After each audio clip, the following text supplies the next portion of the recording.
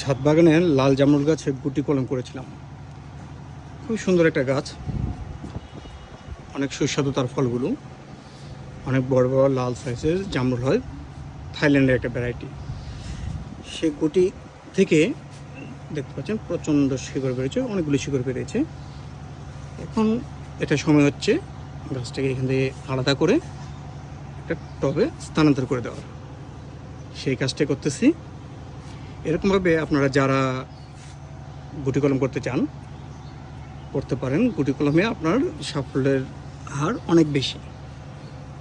এভাবে আপনার প্রিয় একটা গাছকে আপনি সংরক্ষণ করে রাখতে পারেন, আপনার আপনজনের মাঝে ছড়িয়ে দিতে পারেন গাছটার ভ্যারাইটিটুকু। তো আমরা এখন এই গাছটার গুটিটাকে কেটে নেব। আর গুটিটা ঠিক যেখান থেকে এই রুটবলটা করা হয়েছে তার ঠিক নিচেই কেটে নেবেন। কাটার সময় একটু সাবধান থাকতে হবে যাতে মাটির এটা ভেঙে না যায়।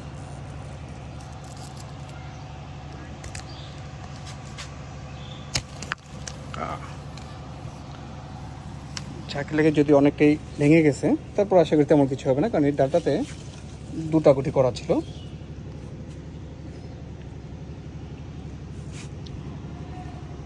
প্রথমটাকে কেটে নেওয়ার পর আমরা দ্বিতীয়টাকে আলাদা করে নেব।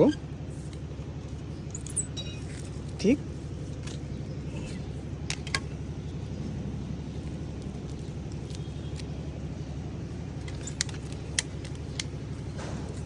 এখান থেকে।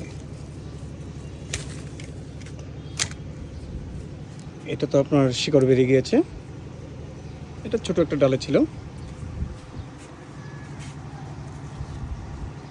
এখন এটাকে আমরা 6 ইঞ্চি টবের মাঝে বসিয়ে দেব। আর বসানোর পর অবশ্যই গাছের যে এক্সট্রা ডালগুলো আছে এগুলো কমিয়ে দিতে হবে, অর্থাৎ অল্প একটু শিকড়ে আপনার গাছ পুরোটা গাছের জন্য খাবার নিতে পারবে না। তো আমরা গাছটাকে কলম আলাদা করার পর একটা 6 ইঞ্চি টবে এরকম বসিয়ে দিলাম।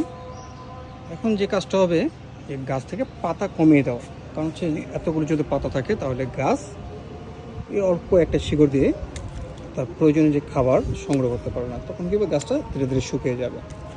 তো উপরের দিকে কিছু পাতা রেখে যাতে গাছ খাবার সংগ্রহ করতে পারে, আর বাকি যে পাতাগুলো আছে আমরা কেটে ফেলে দেব। এটা করলে গাছের উপর যে একটা শক লাগার যে ব্যাপারটা, এটা অনেকটা কমে আসবে এবং গাছ খুব সহজেই রিকভার করতে পারবে।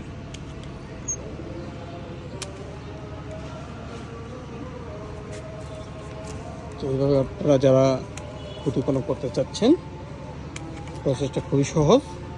প্রথমে গাছের 1 ইঞ্চি পরিমাণ বাকল উঠিয়ে নিয়ে মাটি তৈরি করে এখানে বেঁধে রাখবেন। তারপর 40 থেকে 45 দিন সময় অপেক্ষা করতে হবে। অপেক্ষা করার পর ঠিক এরকমভাবে শিকড় যখন চলে আসবে আপনারা আলাদা করে নেবেন। ধন্যবাদ, ভালো থাকুন সবাই।